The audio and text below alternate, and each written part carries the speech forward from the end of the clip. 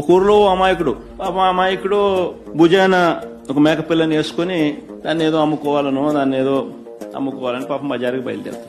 ఇంట్లో నుంచి గడప దాటుతానే ఒకడొస్తాడు. ఒకడొచ్చి నీ కుక్క బలే బాగుంది అని అంటాడు. అమాయకుడు అనుకుంటాడు, ఇందిరా అబ్బాయిది, నేనేమో మేకపిల్ల వేసుకొని పోతా ఉన్నాడు, మెడలో నా భుజాన, ఈయనేమో కుక్క పిల్ల బాగుందని అంటాడు. ఏంది అని చెప్పి, లేదయ్యా ఇది మేకపిల్ల, ఇది కుక్క పిల్ల కాదు అని చెప్పి చెప్తాడు. ఆ నుంచి ఇంకో 4 అడుగులు ముందుకేస్తాడు.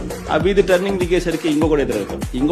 ఇంకోటి ఏమంటాడు, అరే నీ కుక్క పిల్ల చాలా తెల్లగా ఉంది, చాలా బాగుంది అంట, ఎక్కడి నుంచి తెచ్చుకున్నావు అని.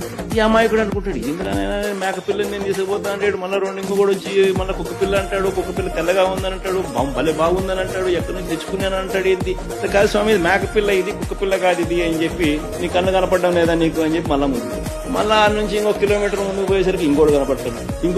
నీ కుక్క పిల్ల బలి బాగుంది, నాకు అమ్ముతావా అని అంటాడు. మేకపిల్ల నేను భుజాన్ని వేసుకొని పోతా ఉన్నాడు, కుక్క పిల్ల అంటాడు. ముగ్గురితో చెప్పించినాడు. 3వ వాడు వచ్చి కూడా మళ్ళా కుక్క పిల్ల అంటాడు, కుక్క పిల్ల తెల్లగా ఉందని అంటాడు, నాకు అమ్ముతావా అని అంటాడు. ఇదేంద్రా నేను మేకపిల్ల వేసుకుంటూ పోతా ఉంటే అని చెప్పి మళ్ళీ ఆయన తిడతాడు. మళ్ళా 4 అడుగులు ముందుకేస్తాడు.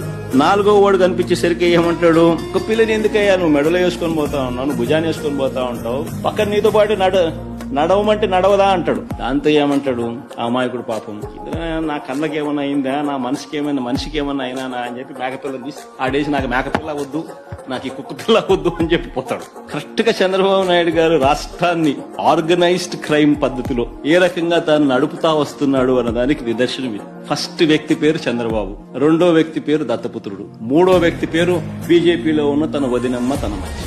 4వ వ్యక్తులు ఎవరు అంటే ఓ ఈనాడు, ఓ ఆంధ్రజ్యోతి, ఓ టీవీ5, ఎల్లో మాఫియా. రాష్ట్ర ప్రజలు ఆ అమాయకులైతే మేకపిల్లేమో మన రాష్ట్రం.